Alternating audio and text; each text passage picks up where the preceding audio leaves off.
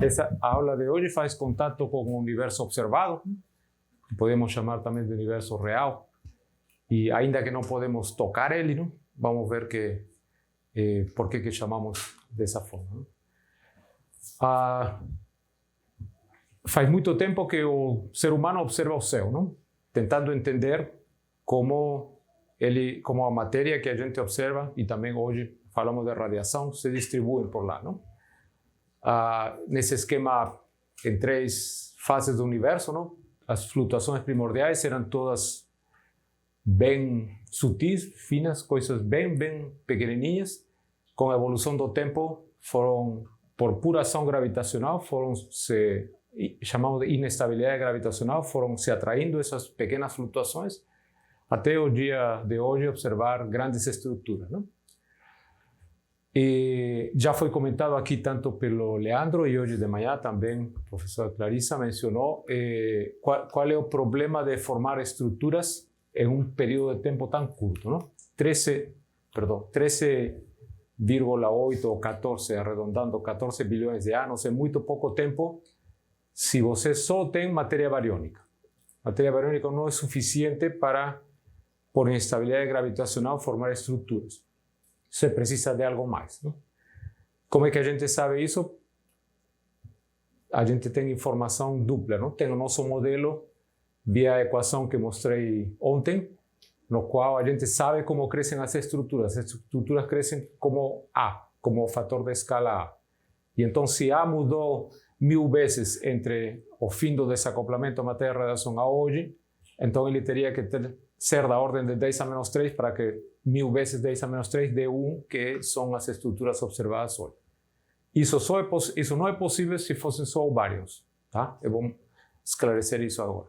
Mas antes, então, vou me deter brevíssimos minutos. É uma ferramenta utilíssima e que ontem, por causa do meu mau planejamento do tempo, não consegui explicar direito. Então, uma das ferramentas mais básicas, ela é independente de modelo. Ela foi inventada pelo Peebles e colaboradores, pelo menos o que a gente sabe de coisas publicadas, foi Peebles e colaboradores. É usada desde os anos 1980 do século passado.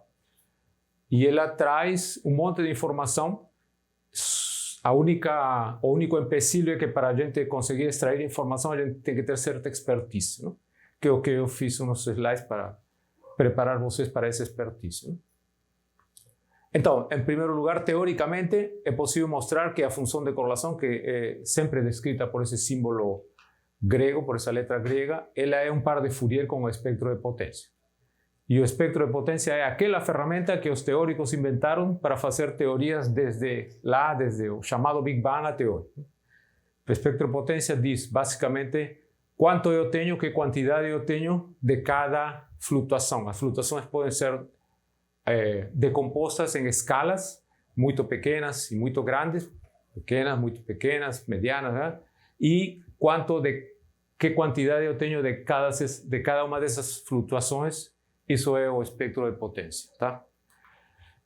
Em poucas palavras. Então, a função de correlação mede o quê? Se eu estou sentado, se eu estou aqui, um desses pontinhos onde está esse cubinho é a galáxia onde eu estou. Então, eu quero saber se as galáxias próximas de mim estão aglomeradas pouco, nada ou muito. Ou desaglomeradas, por exemplo, uma região vazia, não? Então, eu posso fazer isso fazendo essa conta que eu vou mostrar para vocês. Então, a probabilidade de encontrar um vizinho na vizinhança a uma dada distância depende, então, do volume que estou considerando, da densidade de objetos que estou considerando, e tem essa função, uma quantidade que depende da escala, que pode ser, como acabei de falar, positivo, negativo ou zero. Em termos práticos, então, eu tenho, para eu conseguir desfiar essa informação, eu preciso fazer a seguinte avaliação, não? Preciso, meus dados são esses que estou chamando de cluster, e preciso fabricar randoms. Que coisas são os randoms? São o mesmo número de objetos. Então, se tenho 5.000 nos dados, é preferível ter 5.000 nos random, e da mesma parte do céu onde estão meus dados. Então, se o footprint, se a região observada é aqui, então no mesmo retângulo, no mesmo quadrado, devo ter os meus 5.000. Só que eles não têm gravitação, não tem cosmologia, não tem modelo, não tem nada, são aleatoriamente distribuídos. Tá? Essas figurinhas aqui, claro que são bidimensionais, mas dá para fazer tanto bidimensional no plano, como exercício acadêmico, como tridimensional no espaço ou também na esfera celeste projetada. Tá? Dá para fazer as mudanças. Estou apresentando em linhas gerais. Então, acontece, a gente observa, esse é o resultado desse experimento, é que quando eu tenho aglomeração, então a aglomeração vai aparecer, a contagem de pares dos dados que estão aglomerados vai aparecer em cima do random, mostrando que eu tenho um excesso de probabilidade de encontrar pares a determinadas distâncias com respeito à distribuição homogênea. Tá? Mas tem pela própria definição da função de correlação, vai ter um ponto, a curva, a função de correlação, que é uma função, ela vai passar embaixo de zero em um determinado ponto, então aqui é a correlação positiva e aqui é correlação negativa. A gente entende que, e passando pelo ponto, é correlação nula. A gente entende que correlação positiva é aglomeração, correlação negativa é vazio ou subdensidade, e então fica claro. O ser humano descobriu que, em geral, uma forma boa de expressar essa aglomeração, quando tem gravitação, quando a gente observa dados, não? É uma lei de potência. Isso vale também para se for no universo projetado. Tá? Então, aqui fiz esses slides para exemplificar. Vamos supor que temos 10 pontinhos, não? 10 dados, 10 objetos cósmicos nesse retangulinho. Então, vou calcular os pares de distância. Não? Qual é a distância entre o primeiro objeto e o segundo? Qual é a distância entre o primeiro e o terceiro? Os 10 pares de distância. Depois vou fazer o mesmo com o segundo, mas como já contei o 1 ou 2, não adianta colocar aqui, por isso coloquei aqui esse. Não vou colocar aqui o 2, 1 porque é o mesmo valor e não precisa repetir. Tá? Então, a partícula número 2 com o 3, qual é a distância? O 4 com o 5, 2 com... Igual, todas as partículas, todos os pares possíveis de distâncias entre todas as partículas. E depois vou separar por bins. Que coisa? Os bins são caixinhas. Vou fazer um histograma, então o histograma está particionado em bins, em caixinhas, e eu vou escolher todos os pares que estão na primeira caixinha. Então a primeira caixinha pode ser de 0 km a 10 km. A primeira caixinha. Vou escolher todos os valores aqui que estejam entre 0 e 10. Depois entre 10.001 até 20 e por aí vai. E fazendo isso, então, eu tenho um histograma de contagem de pares, que, pois, em geral, tem essa cara que está aqui. E isso se chama DD. Vou fazer a mesma coisa, o mesmo exercício com o R. A teoria diz que um só R não basta. Então, eu preciso, aqui, entre colegas expertos, 10 random. A gente sempre faz testes para ver qual é, caso por caso, qual é a situação ideal. Mas,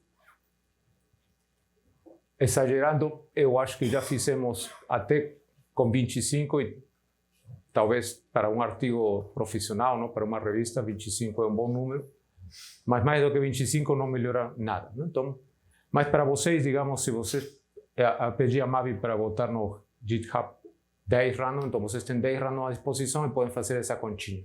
Bom, as pessoas têm feito uso intensivo dessa ferramenta e eles encontraram que não existe um aferidor ideal que vai resolver todos os nossos problemas. Porque eles apresentam ou problemas em baixas escalas ou problemas em grandes escalas. Mas como nosso problema é em grandes escalas, não? A gente está, em cosmologia, a gente está preocupado nas grandes escalas, está pouco preocupado com as pequenas. Então, o que melhor se desenvolve nas grandes escalas, saúde, é o Landis-Salai, 1980 e algo, por aí. Mas é mais prático o de Peebles-Hauser. Peebles, aquele Jim Peebles do Prêmio Nobel de alguns poucos anos atrás, não? E um colaborador Hauser. É mais prático, é mais intuitivo. Então, eu vou pedir para vocês só se dedicarem a fazer a tarefa com Peebles-Hauser. Landis-Salai, a gente, quando fizer um artigo científico, quem sabe, com algum de vocês, a gente pode testar com o Landis-Salai. E como se faz, então, na prática? Então, vocês vão fazer o DD, que já calcularam com cada um dos RRs, Então tem aqui DD menos RR1, RR2, etc. BIM por, essa conta é feita BIM por BIM. Fazem a média, não? Fazem o somatório de todas as 10 contribuições, fazem a média e isso seria a função de correlação final, tá? Que está escrito assim. Então, para esse exercício, pedi a Maria Vitória deixar no GitHub um catálogo pequeno, são 5.000 e pouco objetos, de um survey que a gente usou bastante nos últimos anos, chamado survey Alfalfa. Tá? São objetos que contêm hidrogênio neutro.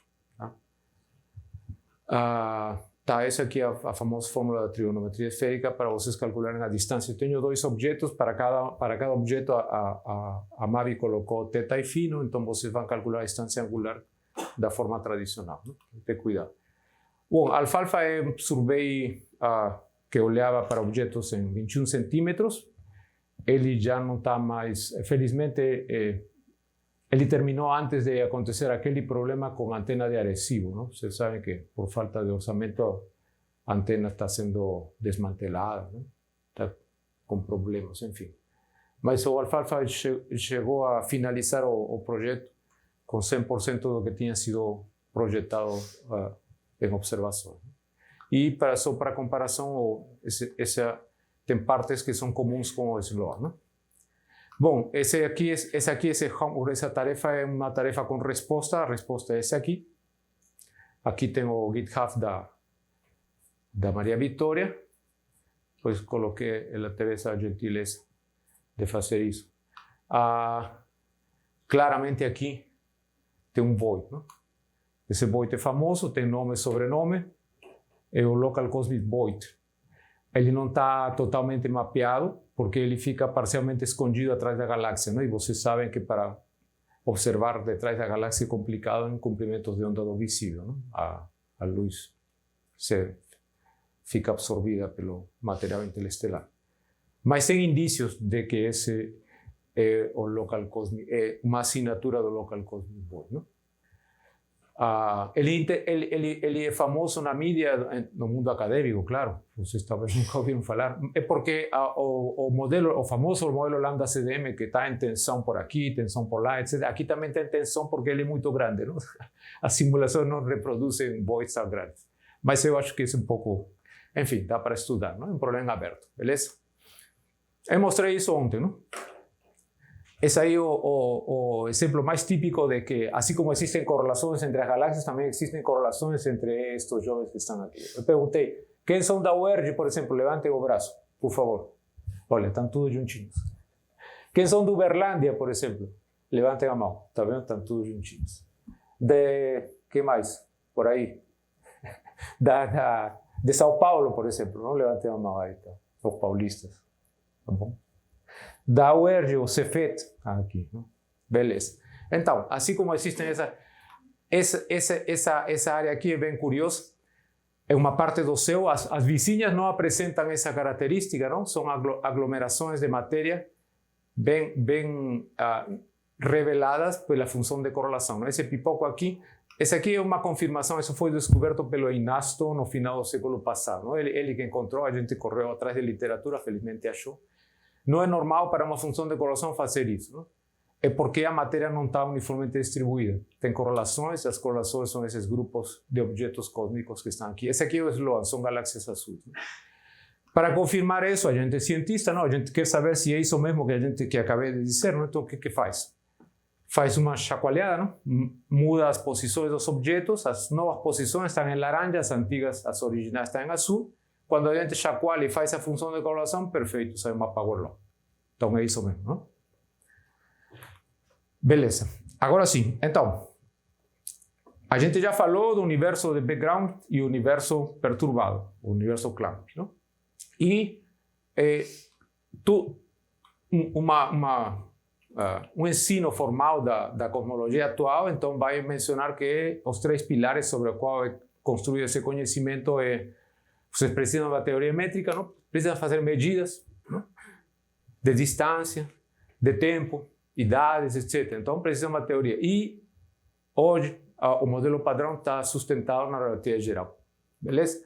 precisam do princípio cosmológico para fazer simplificações, encontrar uma métrica do espaço-tempo que possa ser tratável, não? Matematicamente.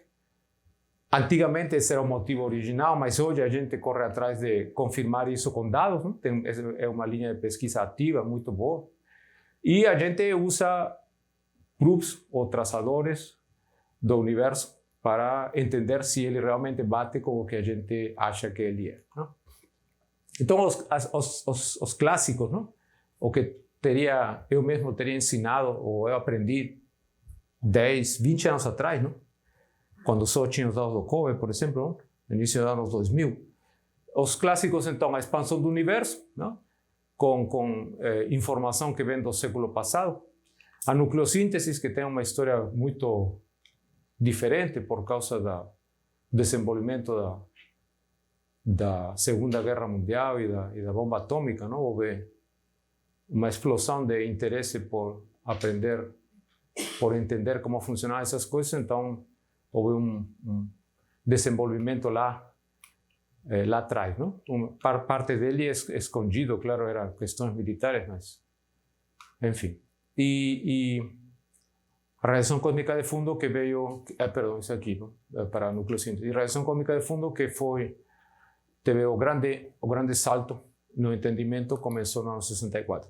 Esse aqui não vou, coloquei só por Leandro, não? Eu ia colocar e explicar, mas não é necessário porque ele já explicou. E também explicou sobre a Henrietta, mas ele não mostrou essa figura. Então eu mostro por ele. O descobrimento da distância, o poder calcular qual é a distância da Via Láctea Andrômeda, passa por um detalhe. Está aqui. Está vendo esses dois riscos aqui? É a forma como os astrônomos assinalavam o objeto que estava sendo estudado. Então, entre essas duas linhas, esses dois tracinhos, tem uma Cefeida. Só que na primeira vez que ele olhou, ele não achou que fosse Cefeida. Então, ele colocou não? Ele colocou N, não é. Mas depois revisou, ele apagou a N e descobriu que ele sim é uma variável, não? E o que são essas marcas aqui?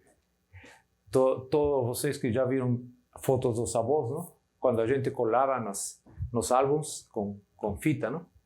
Deixa essa marca, não? Beleza? Muito bem.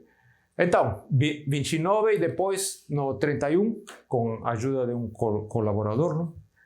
Hubble então descobre que o universo expande, não? A melhor interpretação que nós temos é que tem um background e que é todo o espaço-tempo que está em expansão, não?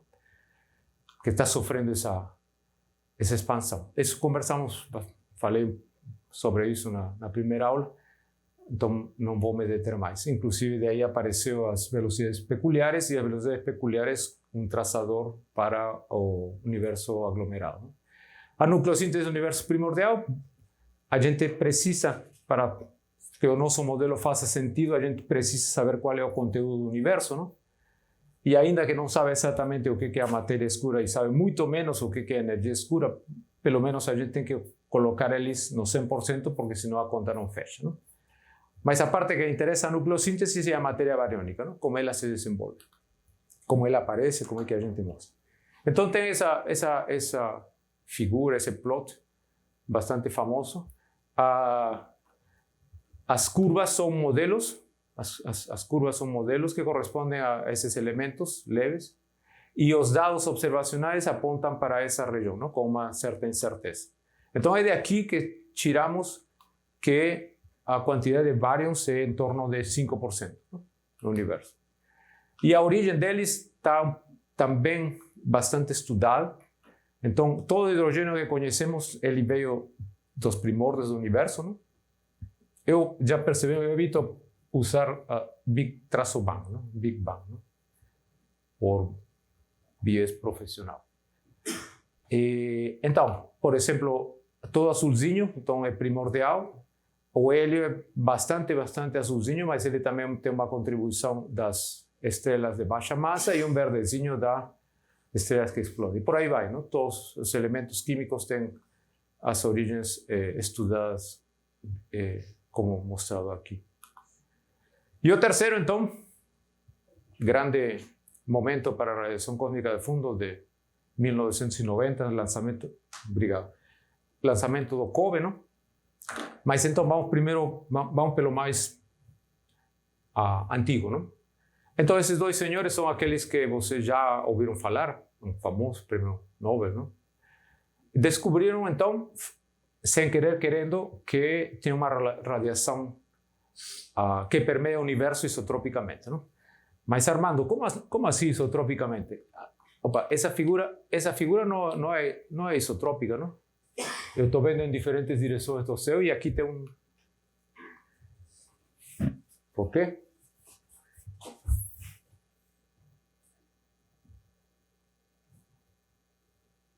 Tá. Por quê, senhores? Alguém tem uma ideia? É porque o telescópio está fixo, não? E é o céu que vai... O céu se move ao redor nosso, não? 24 horas. Completa um ciclo de movimento, não? Então chega um momento em que ele passa pela... Melhor dizendo, chega um momento em que na frente do telescópio passa a Via Láctea, não? A Via Láctea. E então a Via Láctea faz essa intensidade subir bastante, não? Dá para... Já ouvi, e vocês também, talvez, qual é a origem dessa antena, não? Era puramente comercial, foi o descobrimento da radiação de fundo é puramente acidental. O que não é acidental é a explicação dele, não? Eles estudaram em Princeton e essa é a vantagem. Vocês moram em República, já moraram em República. Olha a vantagem de morar em República, não? Um é o professor e outro é o aluno, não? Não sei qual é qual, mas o professor, ele tinha estudado, sabem com quem? Com Wilkinson, David Wilkinson. E então, estudado, tinham compartido amizade de juventude, de universidade. E aí, quando eles descobriram isso, não conseguiam entender o que tinha acontecido, com de onde que sai esse excesso de temperatura da antena. Então, ele ligou para seu amigo Wilkinson e explicou, não, le estamos medindo isso. Olha, nós também estamos construindo um radiotelescópio justamente para fazer essa medida numa frequência parecida. Que legal. Sim, bom, nós já medimos, mas tem aí uns 3 Kelvin que não somem, não? Caramba, 3, é mesmo 3. Pronto, então, eles entraram em contato, eles entenderam qual era a origem desse fundo cósmico misterioso para Penzias e Wilson, mas esperado, já previsto por Wilkinson e colaboradores. E então eles entraram em contato com o editor da revista APJ, não? E fizeram 2 artigos, não?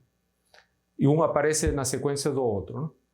O artigo que explica a origem fenomenológica que está por trás dessa radiação de fundo vem primeiro, são 4 ou 5 páginas, e depois um artigo de 1,5 páginas a medida de 3 Kelvin, não? 3 mais menos 1 Kelvin, não? No ano seguinte, não? A descoberta foi no 64, o artigo aparece no 65. Não? A medida de Penzias e Wilson está aqui. Não? É um pontinho. Mas essa é uma sorte danada, não? Porque, sabem por quê? Não está aqui. Mas as curvas de radiação de corpo negro são todas disjuntas. Então, se vocês têm um ponto, vocês já têm uma curva. E se tem uma curva, já sabem a temperatura. Então, eles com um ponto, com um dado, eles conseguem saber qual é a temperatura do corpo negro da radiação cósmica de fundo. Beleza, não? Tudo bem, uma contribuição, a gente sabe, não? Em comprimentos de onda grande que entram na antena de televisão. Agora não, porque tudo via cabo, mas quando tinha antena, não? Era uma fração desse ruído, era cósmico, não? Essa é a antena e aqui, essa figura original, essa não existe, não? Essa é uma montagem minha, não? É tudo verdinho para mostrar que a radiação é isotrópica. Então, por que coloquei isso aqui? Por que fiz essa arte aqui, essa maquiagem? É por causa disso aqui, não? Para mostrar a contaminação aqui, não? Então, tem essa contaminação que vai acompanhar sempre, que faz parte, porque são processos de foreground, não? Radiação que não é cósmica, não é de origem cosmológica, mas está aí por outro motivo. Então, no ano, o satélite COBE, não? Lançado no 90, chega no 92, O que Armando fazia no ano 90, 92? 90 eu defendi meu doutorado, aí fui trabalhar no Peru. Eu estava trabalhando no Peru no 92, saíram publicados esses resultados. Só que esses aqui são as figuras que aparecem no artigo científico, não? E claro, agora na página do COVID, etc. Mas a figura que apareceu no jornal, que mudou minha vida, estou falando isso com absoluta honestidade, é essa figura aí. Quando eu vi essa figura, eu fiquei muito inconformado, porque a legenda dizia, essa foto aqui, são os dados que mostram que o universo era fantasticamente inhomogêneo no passado. Eu não entendia nada do que estava escrito. E dizia, ao final, não, fechava as aspas, quem tinha dito isso era Stephen Hawking. Caramba! Eu tinha feito mestrado num trabalho de Hawking, não? Hawking disse isso, eu não entendo. Isso foi um trauma para mim. Aí eu comecei a perguntar às pessoas da universidade, não? Se alguém podia me explicar. Eu tinha o jornal em algum dentista, não? Recortei, peço o jornal, levava às pessoas. Nada, ninguém conseguia me explicar. Bom, não vou dizer que eu perdi o sono, porque isso seria exagerar um pouco, não? Mas eu fiquei muito inconformado por ser doutor em física e não entender o que Hawking dizia sobre um resultado fantástico. Ele dizia, o resultado mais fantástico do século. Eu entendia agora. Aí o que acontecia? Como eu tinha feito pós-doc no Rio de Janeiro, aí eu voltava de vez em quando ou para SABI, não? Os encontros da associação, ou para a SBF, não? Eu era sócio dos dois. Aí no da SABI eu conheci pessoas que entendiam o que Hawking tinha dito, não? Aí colei com essas pessoas. Eram colegas do INPE, não? E estando lá no INPE, então aprendi muito, muito. A coisa mais valiosa foi que eu mesmo consegui abrir meus próprios mapas, não? Inicialmente era tipo telecomando, não? Tinha um rapaz, um doutorando, que sabia mexer, então pega essa área do céu. E aí ele pegava e passava a então ele viu que isso não funcionava. Então vamos fazer, Rodrigo, o nome dele. Rodrigo, me ensina que eu aprendo e eu faço meus próprios cortes. Separo, escolho, mexo, dobro. Aí ele me ensinou. Aí foi. Meu currículo, quando eu estava no Peru, era muito baixo, não? Eu trabalhei lá há 14 anos e eu produzi 7 artigos. Isso é muito ruim para uma pessoa que gosta de aprender como eu, não? Mas essa é a realidade, porque você dá muita aula e não tem o que fazer. Aí aproveitei, consegui pós-doc no INPE e eu sabia qual era o meu objetivo, se eu queria ser pesquisador, meu currículo tinha que subir, não? Aí trabalhei. Então fiz muito aprendizado, isso é bom, não? Aprendi muita coisa sobre relação cósmica de fundo lá com os colegas do INPE, não? Muito metendo as mãos na massa mesmo, tá? Ok, vamos resumir como a gente explica essas flutuações de temperatura, o que não estava no caption da figura, mas que eu acabei, então, assimilando o entendimento do modelo cosmológico padrão sobre essa informação. Então, a expansão de Hubble mostra que o passado do universo foi denso e quente, certo? Então, matéria e radiação precisavam estar em equilíbrio termodinâmico para poder descrever isso. De fato, se demonstra que o equilíbrio termodinâmico não se perde pela expansão. Isso dá para mostrar, inclusive, matematicamente e observacionalmente assim. Então, é uma boa hipótese de trabalho assumir que lá no passado estava tudo em equilíbrio termodinâmico como o modelo previa, não? Aí, quando o universo expande, a gente mostrei ontem, ele esfria. Quando ele esfria, então a temperatura é suficientemente baixa para que esse acoplamento se desfaça. Então, nesse momento, chamamos de desacoplamento. Os fótons aumentam seu caminho livre médio, são livres, e os baryons têm inércia e começam a formar, por inestabilidade gravitacional, caem nos poços potenciais e formam a estrutura, não? Beleza. Então, essa é a ordem, essa é a sequência de acontecimentos e conhecimento. Então, precisamos da informação de que o universo está em expansão para poder assumir que o passado foi denso e quente. Portanto, a matéria bariônica e os fótons estavam juntos. E precisa de hipóteses, não? A gente já viu a primeira lei da termodinâmica é imprescindível e o processo muito provavelmente foi adiabático. Essa é uma hipótese de trabalho, não dá para estar lá e conferir, mas é uma hipótese que funciona muito bem. E isso produz essa famosa relação que diz que quando o universo expande, ele esfria. Não? Essa é fantástica porque permite uma relação com o tempo. Então, qualquer idade que eu vou medir, agora está bem definida. Não? Faço questão de colocar isso aqui. Não? Então, o tempo cósmico existe, uma boa descrição do tempo cósmico, dá para medir ele e está bem definido por causa dessa relação. Não? Beleza. Então, a ordem zero, que é o universo de background, ele não explica a formação de estruturas, precisamos de perturbações no campo de densidade de matéria. Que estou chamando para vocês, é mais prático vocês se lembrarem do potencial gravitacional. Então, tenho aqui uma arbitrária distribuição de contrastes, não? Que está definida em função da densidade. Ele pode ser, ele vai ser decomposto em partezinhas e elas vão gerar estrutura. Então, perturbações na matéria geram flutuações de campo de radiação devido ao acoplamento fóton-baryon. Então, a picture mais interessante, ou uma das pictures mais interessantes, é essa que está aqui. Não? Então, o universo primordial, antes do desacoplamento, os fótons e os baryons estavam juntos por um acoplamento que tem um nome de um acoplamento Thomson. Não? Eu vou explicar rapidamente, fisicamente, o que significa. Não? E em quanto a temperatura favoreceu esse acoplamento, eles estavam juntos. Não? Beleza. Especificamente, aí tem dois acoplamentos. Um acoplamento eletromagnético entre os prótons que estão livres. A matéria neutra não existe por causa da temperatura. Então, os elétrons estão livres e os prótons estão livres. Então, os prótons estão acoplados eletromagnéticamente por Coulomb, lei de Coulomb, com os elétrons, e os elétrons estão acoplados via Thomson ou Compton com os fótons. Como isso é possível? Por um fato que a natureza, eu já contei, é difícil saber por que isso acontece, mas eu posso explicar como isso acontece. Um elétron livre tem uma seção eficaz de dispersão muito diferente de um elétron capturado para o fóton. Então, um fóton vê um elétron livre de longe. Por quê? Porque a seção eficaz de dispersão é um número grande. Então, é como se ele, de longe, ele vê. Mas quando o elétron está capturado dentro do átomo neutro, então ele não vê. Porque a seção eficaz de um elétron não livre, um elétron capturado dentro de é muito pequena. Então, esse número que vocês viram hoje de manhã, que chama seção eficaz de dispersão, funciona da seguinte maneira. Não? Quando ele é um número grande, então a seção eficaz de dispersão é grande. Quando ele é pequeno, a seção eficaz de dispersão é pequena. Tem um exemplo mais pedestre, Armando. Então, vamos lá.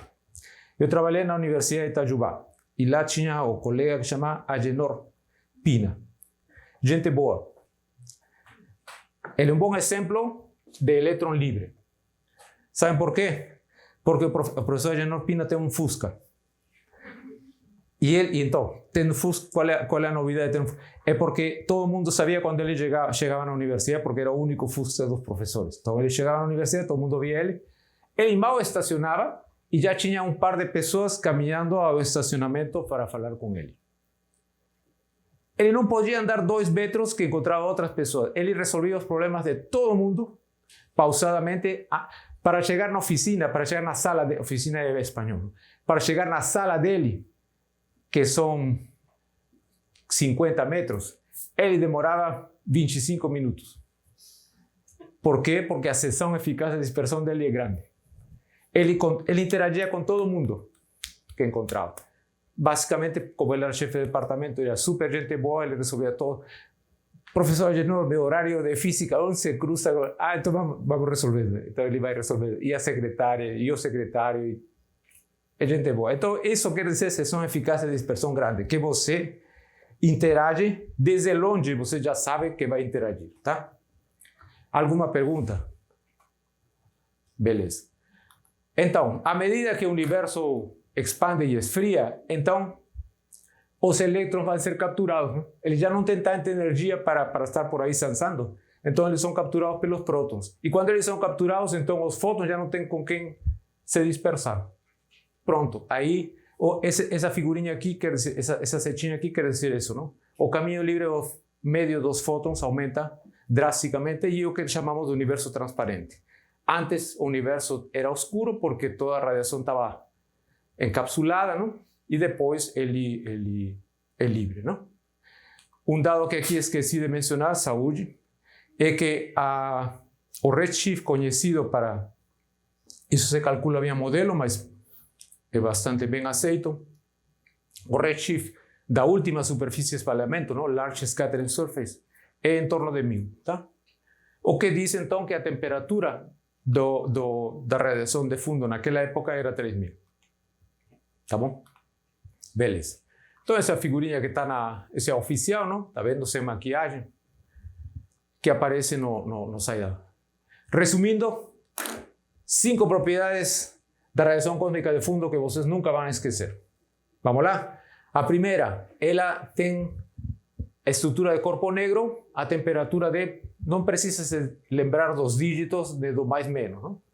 Não precisa se lembrar todos esses dígitos com mais menos a incerteza. 3 Kelvin, já tá bom, tá? Beleza. Segunda propriedade, isotrópica, exceto pela contaminação galáctica.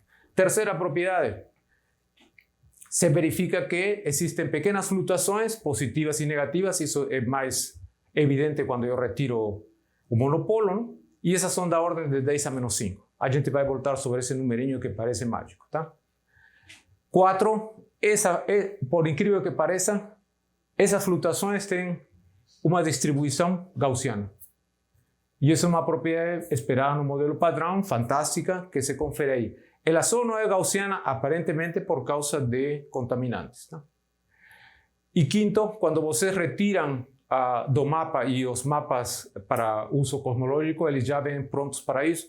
Então, retiram o monopolo e retiram o dipolo, e então o que fica são do quadrupolo em diante, e isso tem essa cara da figura que eu vi no jornal aquela vez. Está em cores falsas, mas é isso mesmo. O monopolo em torno de 3, então, Kelvin, e o dipolo em torno de 3 milésimos, 3 milikelvin. Enquanto que as flutuações são entre mais 200 e menos 200 microkelvin, 10 a menos 6, tá bom? Aqui esses slides vão ficar com você, aqui vocês podem brincar de cosmólogos, dá para fazer analisar o espectro de potência angular de todas essas manchinhas, tá? Beleza? Essas são as antigas proofs da cosmologia, não? O tempo mudou rapidamente e eu diria que para melhor. Só que as pessoas, claro, a gente tem que se adaptar, não? Então, antigamente tinham esses três, não? A expansão do universo, nucleossíntese, radiação de fundo, o básico, monopolo, não? Mas agora a coisa é bem mais especializada e existem pelo menos esses traçadores que estão aí, não? Essas formas de encontrar as propriedades do universo, não? Eu vou falar só de duas delas, por princípio por causa do tempo, não? E as limitações com vocês. Já aprenderam bastante, então. Vamos falar de BAO e depois de crescimento de estruturas, beleza? Então, BAO BAO é Baryon Acoustic Oscillation. Então, daquele processo lá atrás primordial, onde matéria, chamamos de single fluid, um fluido único feito de baryons e de fótons, ele sofreu processos físicos bem entendidos hoje e bem modelados, a teoria descreve eles bem, com uma característica inusual, inesperada, não? Ele formou oscilações acústicas porque o fenômeno produziu ondas de som. Eu trouxe aqui esse aqui por um motivo bem pedestre, não? A gente sabe, a gente estuda física, eu estudei física 3, não sei se agora tem a mesma nomenclatura. A gente estuda então a equação de ondas em física 3, nos meus tempos, e a gente sabe que as ondas têm dois tipos de propagação. Existem as ondas e existem as ondas. Quais são esses dois tipos de propagação de ondas? As transversais e as longitudinais. Beleza. Então, as ondas de som são de qual tipo?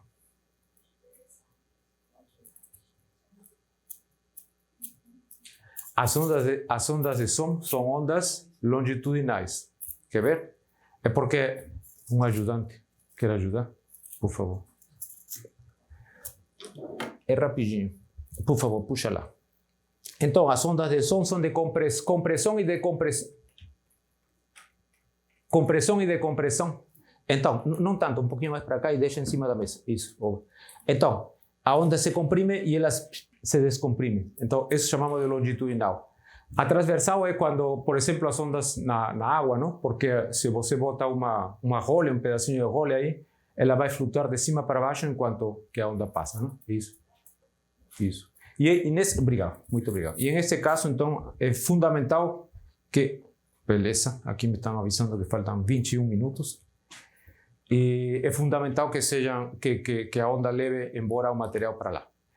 Então, por isso, botei esse cuidado aqui, porque essas ondas são transversais, enquanto que BAO, mas isso aparece com frequência. Sabendo reconhecer, não tem problema. Você, por favor, se incomodam de ver esse vídeo de 1 minuto e meio? Ele vai juntar o que vocês aprenderam da função de correlação com BAO. Consegue? Por favor. Assista a um vídeo de 1 minuto e meio. Por favor.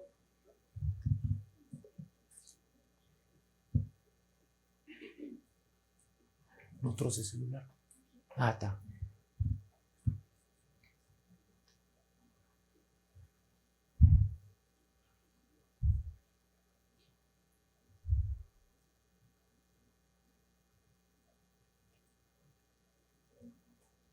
Entrou?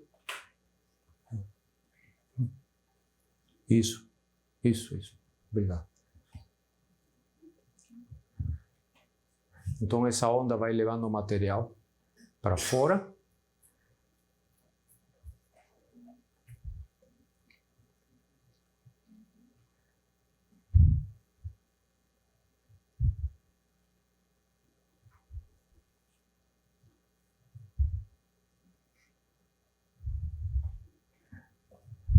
Isso.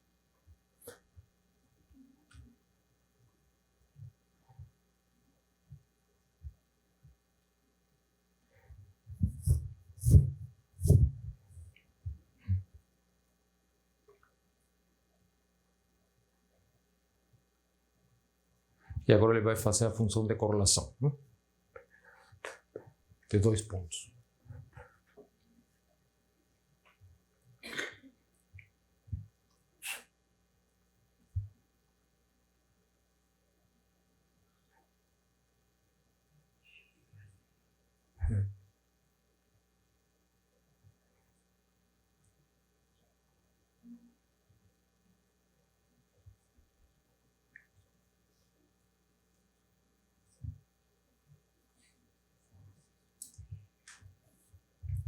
Certo?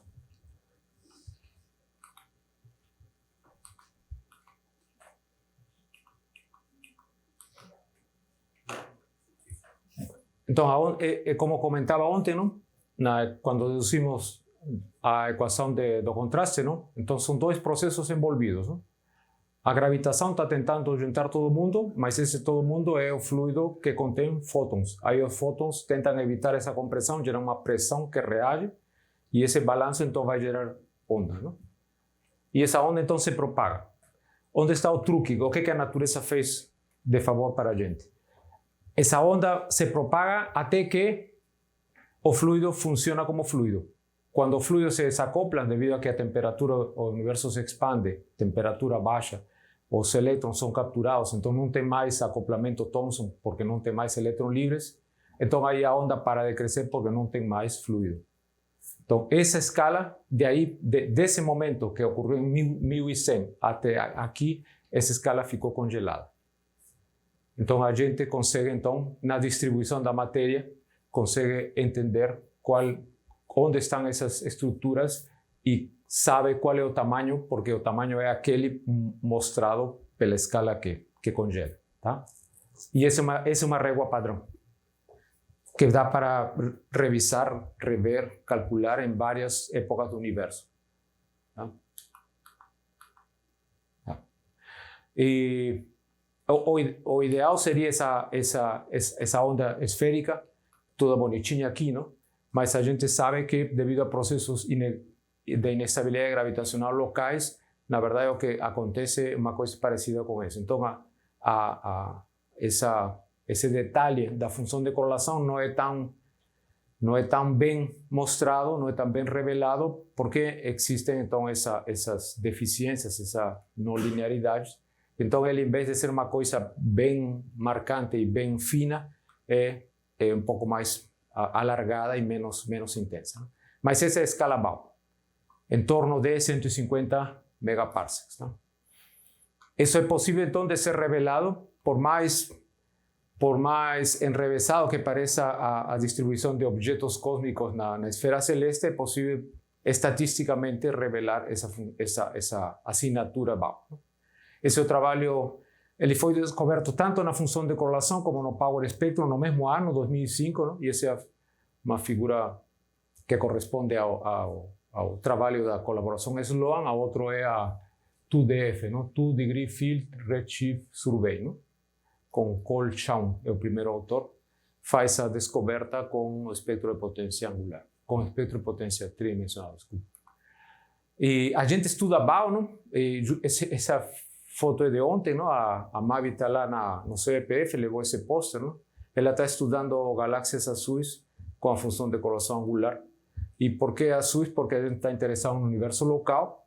Esse resultado aqui é do Edilson, de 3, 4 anos atrás. Ele foi feito com a função de correlação. Com a Mavi estamos fazendo no espectro de potência angular, não? Bom, ela parece feliz. Crescimento de estrutura, vamos lá. Então, a gente sabe, pelo modelo que a gente tem sobre o espaço-tempo, que perturbações no campo de densidade vão mexer com o lado direito da equação de Einstein, não? O fluido vai ser perturbado, isso vai perturbar a métrica e de novo isso vai voltar, não? Então, tudo junto, uma coisa implica a outra, afinal, porque o universo é um só. Então, uma coisa e outra, ao final, acabam. E a gente viu que as equações de Einstein perturbadas levam a 3, a conjunção das 3, a combinação algébrica das 3 é a famosa equação de evolução de contraste, não? Um termo é devido à pressão de radiação e outro é devido à atração gravitacional. Funciona como um sistema, uma forma simples de ver isso, um sistema massa-mola, não? Só que a gente está interessado na formação de estruturas, então a gente estuda, se preocupa na AMD, que é Matter Dominated, da era onde a matéria domina, não? Essa era depois do desacoplamento, ou seja, para tempos mais recentes, não precisa desse aqui, porque não tem mais fluido, não? Então ela tem o primeiro termo, o segundo e o terceiro. O primeiro é a aceleração.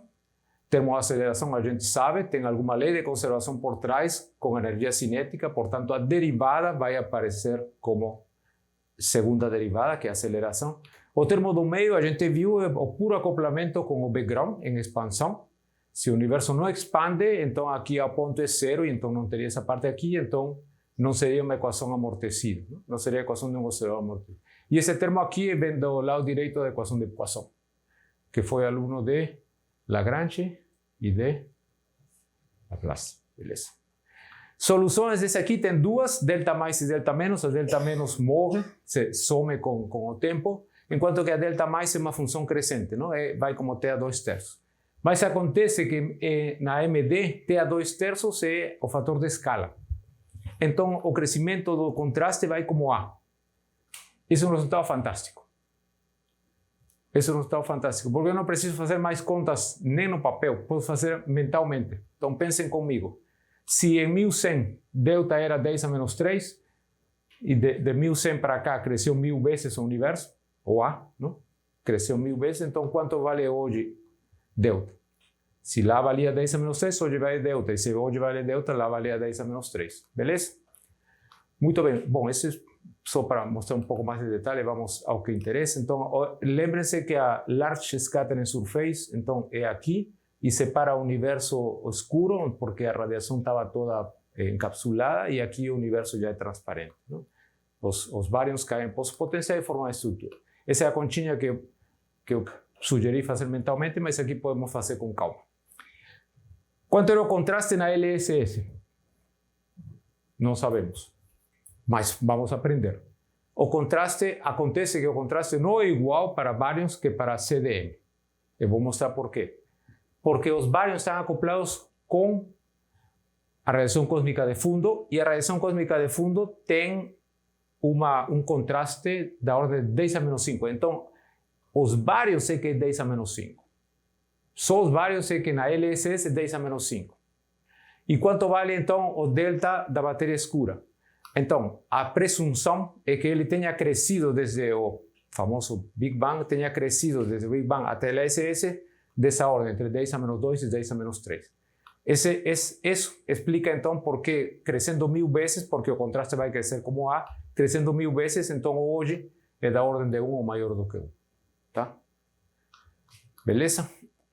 Isso é para mostrar as escalas. As escalas, então, têm uma decomposição harmônica interessante, que permite, então, explicar a formação dos diferentes, do tamanho das diferentes estruturas por causa das escalas envolvidas. Né? O futuro, eu acho que Leandro vai mencionar isso daqui a pouco, então vamos passar. Tem as famosas simulações cosmológicas que se assemelham muito.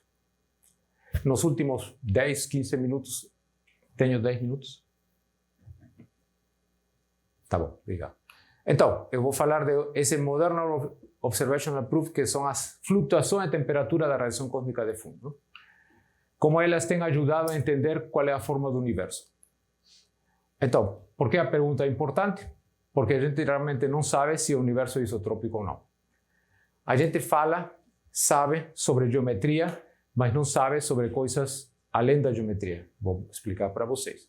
Mas antes de explicar para vocês, eu preciso esclarecer uma coisa. Não? Todo mundo fala que esse é assim em Biosphere. Não? Que essa esfera, como assim ele é assim em Biosphere? Eu estou vendo um elipse aí, um elipsoide, uma coisa ovalada. Não? De onde que sai isso? Quem é que está enganando a gente? Não? Na verdade, eu tenho ele é um matemático aplicado. A profissão oficial dele é cartógrafo. Então, ele fazia mapas em papel. Não? Então, o que era um mapa mundi, não? Ele traduzia no papel. Ele inventou essa fórmula, essa transformação de coordenadas da esfera celeste ao papel. Com uma grande vantagem que agora todo mundo aproveita. Não? Alguém sabe qual é? As áreas dos quadradinhos são todas iguais. Isso é vantajoso por quê? Porque se lembram do que Leandro ensinou para vocês ontem, o fluxo é a luminosidade sobre 4πd quadrado. Isso aí é área. Então, se a área é igual, eu esqueço, porque se vou comparar duas coisas pelo fluxo, então só me preocupa a luminosidade, porque a área é igual. Então, essa é a grande vantagem de usar, e todo mundo usa realmente, porque é vantajoso, se chama de projeção Moll-Wide, não? Beleza. Então, esse aqui é realmente uma esfera, esse aqui é o polo norte galáctico, o polo sul galáctico, esse é um lado esse lado da esfera, por exemplo, estaria atrás, e esse aqui é o que está na frente, por exemplo. Não?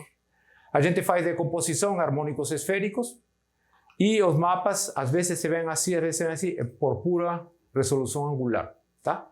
Resolução angular, para nós, é o tamanho dos pixels, tá?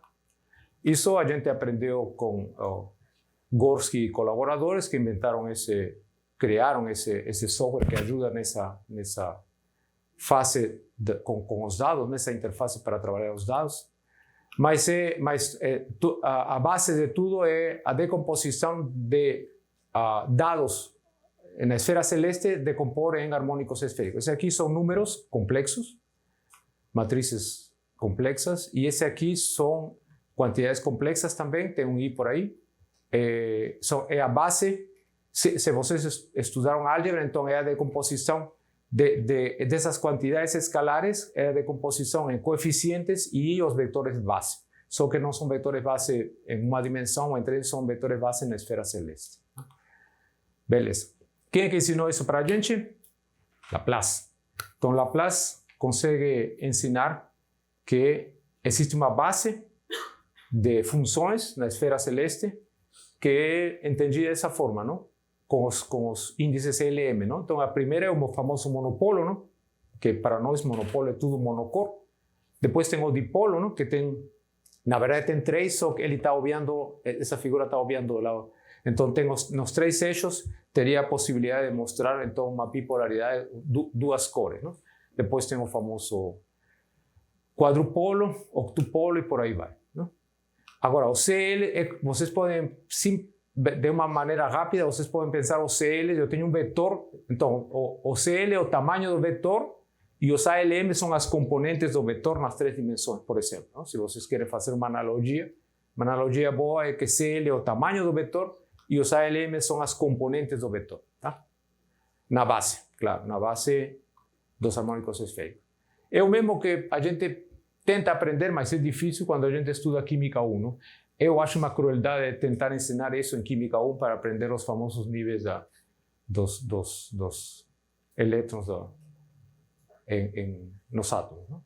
Enfim, saúde. Esse é o senhor Laplace, está aqui sua autoria, beleza. O que a gente vê, então, da esfera da CMB, a gente observa, é mais ou menos dessa forma, não? Essa é uma analogia. A gente observa aqui o céu claro, não? Observa aqui informação do universo, mas chega um momento em que as nuvens não deixam passar a luz, o fóton para a informação que está atrás, a gente não tem, igual aqui, não? A última superfície de espalhamento é a primeira que a gente vê, atrás disso a gente não vê nada porque está tudo atrapado. O famoso L2 está aqui, no ponto 2 de Lagrange, o satélite Planck morou aí uns 4 anos, não? O WMA morou um pouco mais, uns 8, 9, e agora está o JWST. E as flutuações de temperatura vêm dadas geralmente dessa forma, não? Com os CLs, esse é aqui um múltiplo dos CLs, que são os tamanhos dos vetores. Vou falar isso aqui também não. Uma coisa importante é que as frequências que foram medidas pelo Planck, por exemplo, dá para ver perfeitamente que a contaminação da nossa galáxia é radiação difusa e, dependendo da frequência, é absurdamente grande. Não? Esse aqui seria um mapa limpo, não? Entre aspas, só que, na verdade, ainda tem contaminação e os mesmos da colaboração Planck pedem para usar máscara. Não? Máscara remove a região que está supostamente contaminada. E o que nos interessa é saber se o universo é possível. Primeiro, a pergunta faz sentido ou não. É possível usar dados para entender se o universo é isotrópico? É possível. Porque temos dados quase da esfera celeste completa. Não? E como é que isso é feito? Então, não pode ser feito assumindo CL, porque essa hipótese aqui, colocar, se eu uso de qualquer forma CL, estou usando isotropia, porque esse resultado é obtido assumindo isotropia. Então, eu tenho que usar dados que não usem CL. Como? Então, vamos lá. Ainda não. Primeiro, esse foi o primeiro resultado, análise. Saiu quase no mesmo ano que os dados do WMAP. Não? Teve uma tremenda, como se diz, algarabia, não? Das pessoas que achavam que o universo não era isotrópico. Não? Por quê? Porque o esperado no lambda CDM é essa curva aqui, enquanto que o que a gente media com máscara ou sem máscara era uma coisa quase plana. Não? Essa parte aqui é devido a que o céu não está completo. Não? Aqui está sendo usada uma máscara, então a explicação normal que dão é dessa forma. Mas qual é a grande, por que a gente realmente não pode usar a curva pontilhada? Porque a curva pontilhada usa isotropia estatística e o que eu quero mostrar é que quero entender se o universo é isotrópico não posso usar. Então a expressão tem que usar a função de correlação, novamente, a função de correlação de 2 pontos. Então vejam quanto é útil a função de correlação. A função de correlação de 2 pontos revela a vocês se tem sobredensidades, se tem correlações, se tem vazios. Depois ajuda a encontrar BAO. E agora ajuda a entender se o universo é isotrópico ou não. E tem mais coisas, claro, estou só resumindo. Então, houve um ênfase, um boom pelo estudo da forma do universo quando eu estava no INPE.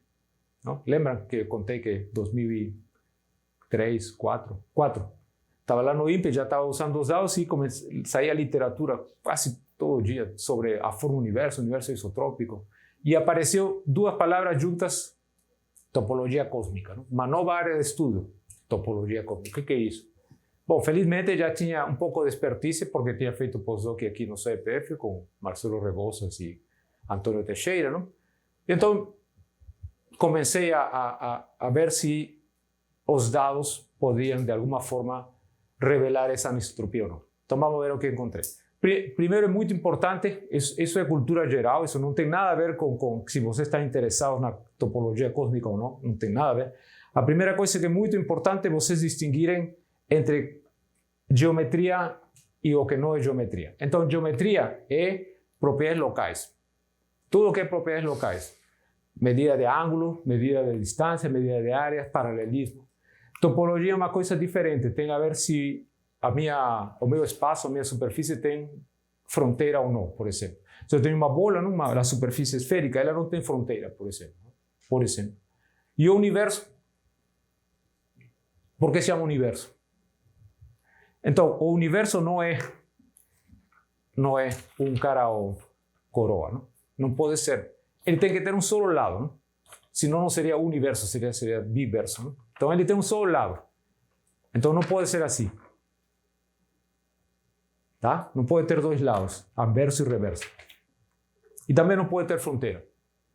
Então tem que ser alguma coisa próximo desses dois. Tudo isso os matemáticos estudam como topologia já faz muito tempo, a gente só chegou na cresta da onda depois. Né? Então, por exemplo, não? Essa é uma pergunta de vestibular. Essa nem é pergunta de cosmologia. Qual é a diferença entre a geometria euclidiana e as não euclidianas? O que o ser humano criou, pensou que era diferente entre uma e outras? O quinto postulado de Euclides.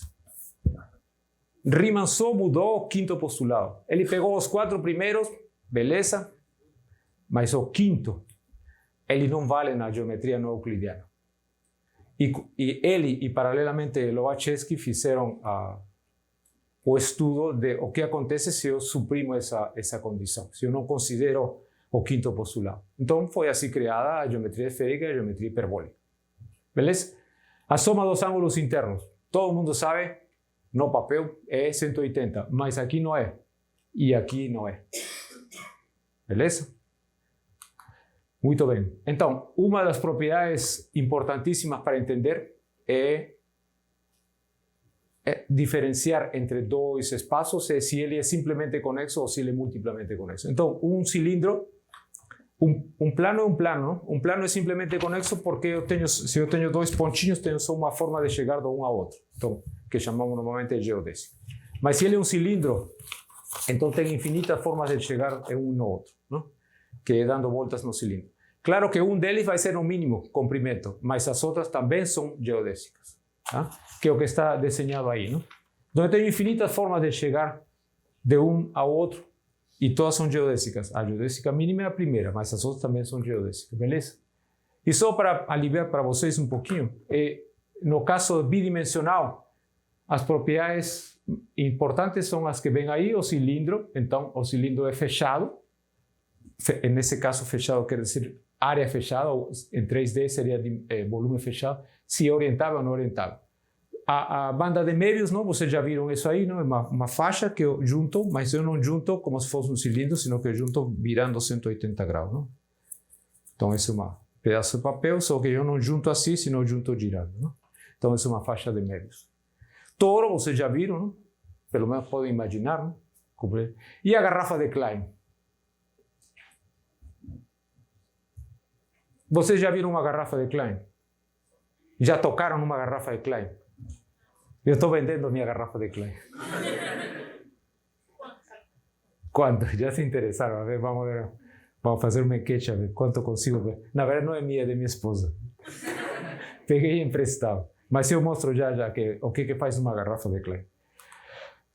Então, as pessoas começaram a sair artigos na American Journal of Physics, Scientific American, perdão, que o universo pode ser multiplemente conexo e que seria bom detectar as propriedades dele. Beleza. Então essas coisas apareceram lá nos anos 2000 e pouco. Não? O mais importante de um espaço multiplemente conexo é que ele tem isometrias. E as duas mais simples, vou aliviar para vocês, uma é só a translação, então a isometria de translação.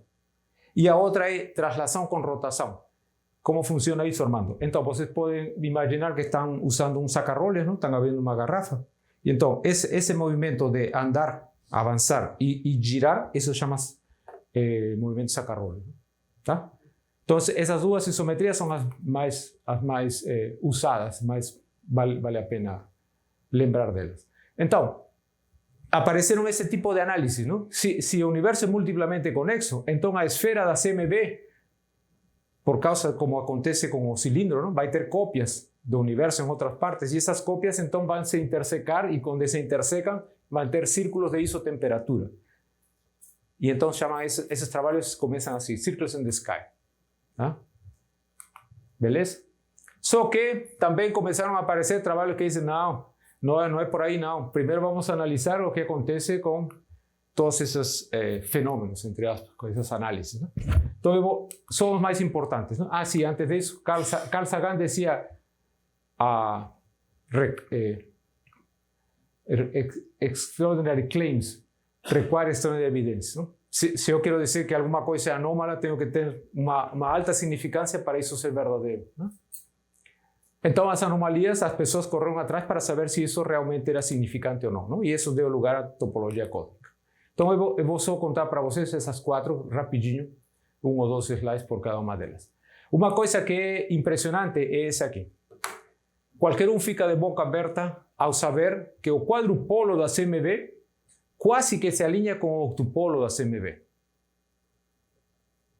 Então, eles têm 2 propriedades. Eles são planares, não era para ser planar. Se vocês fazem randomicamente um sorteio, fazem um mapa com 50 multipolos, pegam o quadrupolo dos 50, não são planares, não tem por que ser planares. Número 1, cada um deles é planar e não era para ser. Segundo, esses planos são bem próximos. Também não era para ser. Então foram calcular a probabilidade disso acontecer nos Monte Carlos. É baixíssima. A probabilidade disso acontecer nas simulações é baixíssima. Então começaram a chamar a anomalia do alinhamento quadrupolo-octupolo. Tem outros que estão também alinhados. Tá? Tem outros. Esse é o quadrupolo L2, o octupolo L3, tem o L4 e o L5. Eu acho que até o L6 também está parcialmente alinhado. A segunda é a falta de correlações angulares em grandes escalas, que é essa figura parecida com a figura anterior. Né? Então, todos os releases do WMAP e todos os releases do Planck mostram exatamente a mesma tendência. Não? Mais ou menos em 60 a 70 graus, a curva não desce nem sobe, é quase zero. Então, chamam de falta de potência angular. Né? Inventaram esse aferidor, não? Calcularam a área entre esse ponto e esse ponto, entre essa escala angular e essa escala angular, e a probabilidade disso acontecer é bem baixa. Né? A simetria hemisférica. Aí eu e os meus colegas do INPEF entramos na briga. As funções de correlação angular sabia que era importante, já tinha aprendido, não? Comecei a usar o que tinha aprendido, digamos. Então, esse hemisfério tem uma potência baixíssima. Não? Potência vocês podem medir pela área, por exemplo. Não? Então, a função de correlação angular nesse hemisfério é bem baixa comparado com o outro. Não? O outro é bem intenso. Não? Isso também é anômalo, não? Mas não é tanto. Isso é 2,6% sigma, não? Mais ou menos. Então, eu inventei essa forma de escudrinhar o céu. Não? Eu pegava um hemisfério, analisava e depois pegava outro hemisfério, outro hemisfério, outro hemisfério. Dependendo de qual é o seu poder de cômputo, não? De máquina. Aí você pode fazer todos os hemisférios que quiser, mas nessa época eu acho que fiz com 12 mesmo. Ou 12 ou 48. E aí em cada um desses hemisférios eu calculo a função de correlação angular. E calculo a função angular e calculo a área. E obtenho esse mapa aqui. Comparo com mapas Monte Carlos totalmente isotrópicos e então isso é que é 2,6% de confidence level que acabei de mencionar. Então esse lado aqui da esfera celeste tem correlações angulares muito mais intensas que o oposto. Não? E por último, o quadrupolo é famoso. Isso foi o primeiro que as pessoas começaram a reclamar, que a incerteza, barra de erro, não sei o quê. Mas esse quadrupolo aí, é muito, o esperado é 1150 microgramas ao quadrado e observado é entre 1/8 e 1/5 desse valor. Não? Beleza. Então, nos últimos 23 anos, mas muito mais de 2003, que foram os primeiros dados do mapa até 2015, não? Agora um pouco menos, tem explicações, modelos, citações, papers, etc, etc. Não? Mas eu mostro para vocês 2 conclusões bem imparciais. Não? O modelo tem que explicar as anomalias todas quanto puder, melhor se for todas, não? E não uma, 2. Não? Senão não é uma boa explicação. Se eu vou ter uma explicação para cada um deles, não está tão correto. Não? E segundo, todas, aunque não dá para ver, mas todas indicam um modelo com um eixo preferencial. Beleza. Aí eu já sabia desse trabalho, não? Vocês sabem que ômega 0 é aquele parâmetro cosmológico do universo que marca a planitude, não? E se ele é muito pequeno, então o ômega K é muito pequeno. Então esse trabalho diz que se o universo é multiplamente conexo, não? Se o universo é multiplamente conexo, então só duas isometrias sobrevivem, não? Essa aqui e essa aqui, não? Só que esse aqui é um universo assimétrico, não? Esse universo se chama o SLAP. Então o universo SLAP, a gente foi atrás de fazer testes com o universo SLAP e o universo SLAP reproduz a curva da função de coração. Já estou terminando, Narciso, muito obrigado pela paciência. Ele reproduz a função de coração 2 pontos e também, pela própria definição do universo SLAP, ele é axissimétrico, né? Então explicaria bem a assimetria norte-sul. Esse é um resultado nosso em colaboração com Camila Novaes, Thiago Pereira e Glenn Starman, né?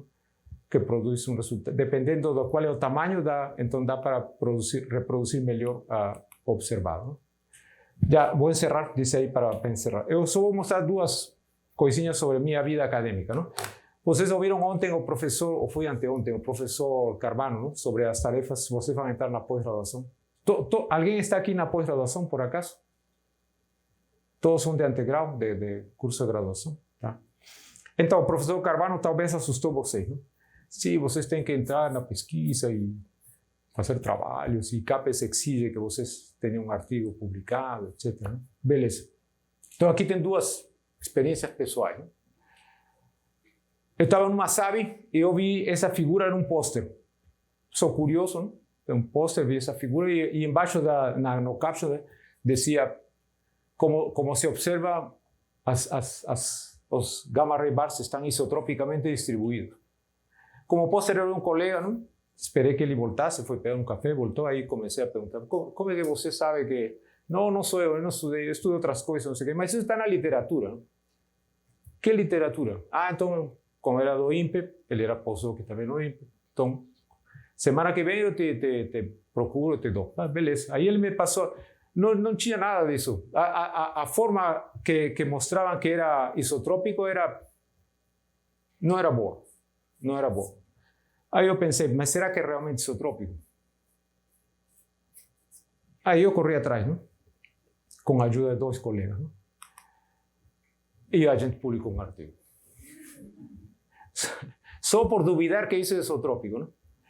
Ele não é intrinsecamente isotrópico, ele é isotrópico por causa da função de seleção. O que acontece? O satélite, ele, para estar no céu, ele precisa girar. Ele precisa fazer um movimento de escala. E ao fazer isso, ele não observa o céu de forma uniforme. Ele observa mais nos polos da eclíptica. Por algum motivo aerodinâmico, aeronáutico dos engenheiros, a eclíptica é uma boa referência, então o satélite observa mais nas lugares. E fazendo simulações da eclíptica, então eu reproduzo, esses são Monte Carlo, não? Fazendo simulações da eclíptica eu consigo reproduzir. Esses são o laranjinhas é nosso Monte Carlo e eu observava esse aqui. Né? Ou seja, ele não é isotrópico por causa da função de seleção, de como ele observou o céu. Mas se a gente leva em conta a observação, então esse detalhe, então sim é. E outro é esse aqui. Não? Muitas pessoas já viram isso em palestras, isso, não? E você pergunta aí ao palestrante o que é isso que está lá embaixo. É a diferença. Claro que é a diferença, não? Não, mas não é essa a pergunta, não? Isso lá embaixo é o quê? É ruído estatístico. Você vai ter essa resposta de um monte de palestrantes. Isso aí é ruído estatístico. Eu não acreditei que isso é ruído estatístico. Para mim, aí tem um sinusoide.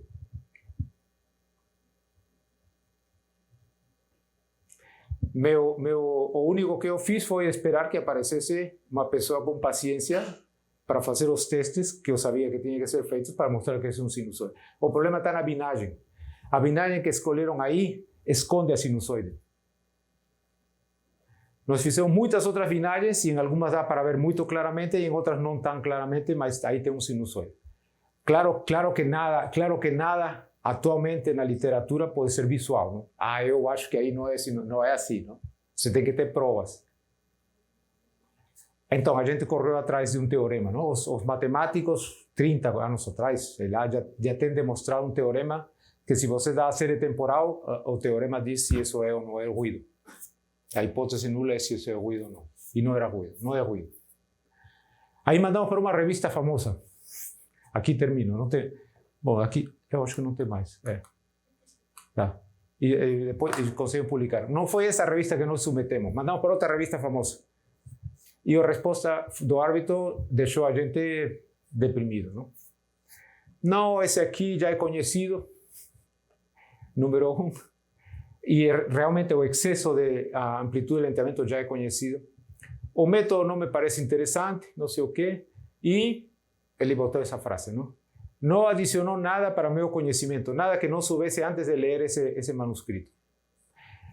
Caracas, aí que a gente fez? Bom, primeiro ficamos tristes, mas depois a gente vai e lê de novo, e lê de novo, e lê de novo. Tudo o que ele falava era em primeira pessoa.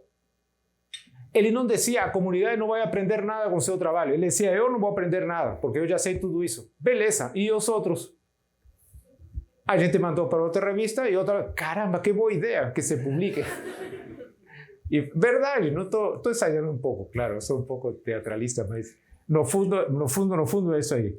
Eu acho que são os últimos slides. Bom, a gente usa traçadores para entender o universo. Se tem alguma coisa de qual eu me orgulho dos meus colaboradores é que eles são realmente pessoas bem intencionadas e gostam de botar as mãos na massa, não? Então a gente tem feito, eu não sei se isso é bom ou não, mas eu sinto que isso é bom. A gente tem estudado o universo usando dados de H1 com o Survey Alfalfa, azuis agora com o S+ e com o Sloan, LRGs com o Sloan, quasares, o que mencionou a Liliane ontem, não? Que estamos usando quasares do S+ e com Maria Eduarda. Temos estudado GRBs por motivos parcialmente, como já comentei. CMB, meu passado, não? O Lensing Potential Map do Planck, Galaxy Cluster, Supernova, Então, a gente, no que tiver, a gente bota as mãos na massa e tenta entender o universo. Tá bom? Muitíssimo obrigado. Mil desculpas por passar o tempo. E agora vou mostrar para vocês como é essa garrafa de Klein. Por favor, segura aqui. Por favor. Bota aqui. Bota aqui. Opa. Desculpa, gente. Aí não é comigo, não? Tá bom, beleza. Pronto. Tá bom. Beleza. Estão prontos? Ué, cadê a água?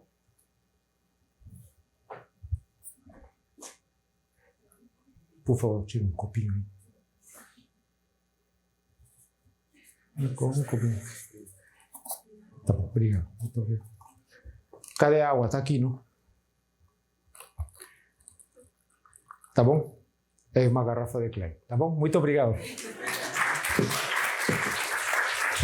Obrigado, professor Armando. O tempo está muito apertado, a gente já passou, mas se vocês tiverem perguntas, duas bem curtinhas, por favor, a gente aceita.